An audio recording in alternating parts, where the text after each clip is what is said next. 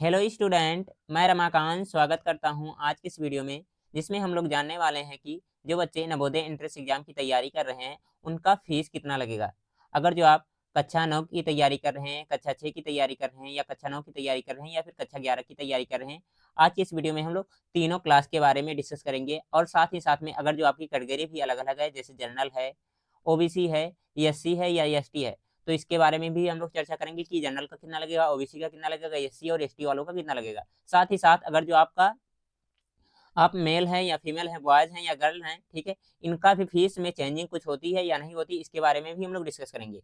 अगर जो आप लोग चैनल पर पहली बार आ रहे हैं, चैनल को सब्सक्राइब करिए और वीडियो को लाइक करिए और अपने दोस्तों के पास में ज़्यादा से ज़्यादा शेयर करिए, क्योंकि जानते हैं आप लोग कि यहाँ पर नवोदय सीएचएस एंट्रेंस एग्जाम की तैयारी कराई जाती है। अगर जो आप लोग तैयारी करना चाहते हैं, तो यहाँ से आकर के फ्री में तैयारी कर सकते हैं। ठीक है प्यारे बच्चों, तो चलिए हम लोग समझते हैं फीसों के बारे में कि कैसे-कैसे आपको फीस जमा करना पड़ेगा स्कूल में, ठीक है? तो देखिए, यहाँ पर मैं आपको बताने वाला हूँ, सबसे पहले हम लोग जानेंगे कक्षा 6, ठीक है? जो बच्चे नवोदय एंट्रेंस एग्ज़ाम कक्षा 6 का दे रहे हैं, ठीक है? तो वो पास होंगे तो कक्षा 6 से 8 तक उनको पढ़ने का मौका मिलेगा।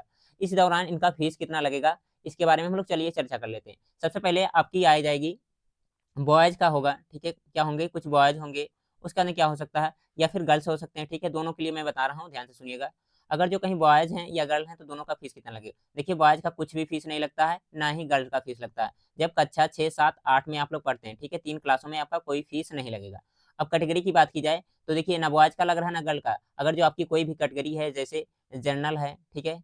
या फिर ओबीसी है, ठीक है? या फिर एससी है या फिर एसटी है, ठीक है? तो इन कैटेगरी के दौरान भी नहीं लगेगा फीस, क्योंकि यहाँ पर बताया गया है कि कक्षा 6 से अगर जो 8 तक आप लोग पढ़ेंगे तो इस दौरान कोई फीस नहीं लगेगा, ठीक है? तो यहाँ पर आप लोग को समझ में आ गया होगा कि जो बच्चे क्लास 6 में तैयारी कर रहे हैं, तो अगर जो 8 तक पढ़ेंगे तो कोई फीस नहीं लगेगा। कक्षा 6 से लेकर के कितना 8 तक कोई फीस नहीं लगेगा। अब इसके बाद में चलिए चर्चा कर लेते हैं हम लोग कि जो बच्चे कक्षा 6 के बाद में 9th से 12th तक पढ़ाई करते हैं, उनका फीस कितना लगेगा, ठीक है?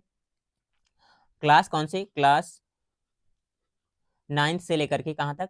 12th तक, ठीक है? इस दौरान किसका-किसका फ़ीस लगेगा, यहाँ भी मैं लिख दे रहा हूँ कौन-सा, बॉयज़ होंगे कुछ, ठीक है? और गर्ल्स भी हो सकती हैं, ठीक है? तो देखिए, मैं बता दे रहा हूँ, आप लोग ध्यान से सुन लीजिएगा, अगर जो लिखना होगा कहीं पर तो लिख लीजिएगा। इस दौरान देखिए, जितना भी गर्ल्स हैं, चाहे कक्षा 6, 7, 8 में पढ़ रहे हैं या फिर 9, 10, 11, 12 में पढ़ रहे हैं, इस समय कितना उनका कोई फ़ीस नहीं लगेगा, ठीक है? शुरू से लास्ट तक कोई फ़ीस नहीं लगेगा। वहीं बात की जाए बॉयज़ की, तो बॉयज़ का फ़ीस लगेगा, ठीक है? इनमें बॉयज़ का कुछ बॉयज़ का फ़ीस नहीं लगता है, कैटेगरी वाइज़ नहीं लगता है। उसके बारे में भी हम लोग डिस्कस करेंगे। पहले जान लेते हैं किनका-किनका फ़ीस लगेगा, ठीक है? तो देखिए, जो ओबीसी वाले बच्चे होते हैं, ठीक है?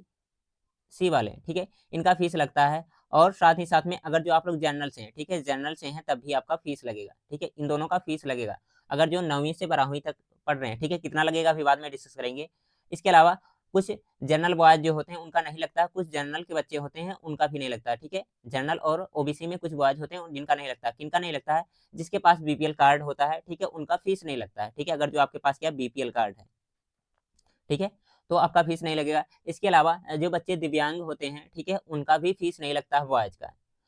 और कुछ बच्चे ऐसे होते हैं जिनका फ़ीस लगता है, जैसे अगर जो आपके पास ओबीसी हैं और नॉर्मल कार्ड है, ठीक है? तो आपका फ़ीस लगेगा, जनरल वालों का फ़ीस लगता है, ठीक है? फ़ीस कितना लगता है? ये फ़ीस लगता है लगभग 600 के आस-पास, 600 के आस-पास मंथली लगता है, ठीक है? अगर जो 9th से आप लोग 12th तक पढ़ रहे हैं तो, ठीक है? कैटेगरी मैंने बता दिया कि कौन से कैटेगरी में लगेगा। गर्ल गर्ल जो होती हैं इनका कुछ फीस नहीं लगता है, ठीक है? इसके बाद में यहाँ पर बताया गया है कि और देखिए अभी यहाँ पर छूट रहा है एससी और एसटी वाले ना, एससी एसटी वाले बच्चे सोच रहे हैं उनका फीस लगता है कि नहीं लगता है? तो एससी और एसटी वाले बच्चों का यहाँ पर भी फीस नहीं लगता है, ठीक है? यहाँ पर क्या फीस नहीं लगता है। कौन से अगर जो एससी हैं या फिर एसटी हैं, ठीक है? तो इनका कोई फीस नहीं लगता है, ठीक है? अब समझ पा रहे होंगे आप लोग को मैंने कहा क्या है और कैसे-कैसे कहा है, ठीक है? एक बार फिर से मैं समझा दे रहा हूँ, ध्यान से सुन लीजिए आप लोग। कलर मैं दूसरा ले लूँ।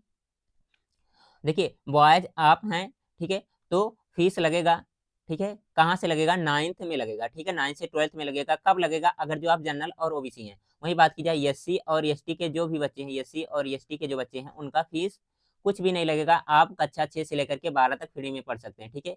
एससी, एसटी, बॉयज़ यहाँ पर मैं लिख दे रहा हूँ। ठीक है? इनका नो फीस, ठीक है? कहाँ से कहाँ तक शुरू से लास्ट तक कोई फीस नहीं लगता है। वहीं बात की जाए गर्ल की, ठीक है? गर्ल आप किसी भी कैटेगरी से हैं, ठीक है? गर्ल्स किसी भी कैटेगरी हैं तो उनका कोई फीस नहीं लगेगा, नो फीस लगेगा। इसके बाद जो बच्चे दिव्यांग हैं, अगर जो उनकी कोई भी कैटेगरी है तो उनका फीस लगेगा, ठीक है?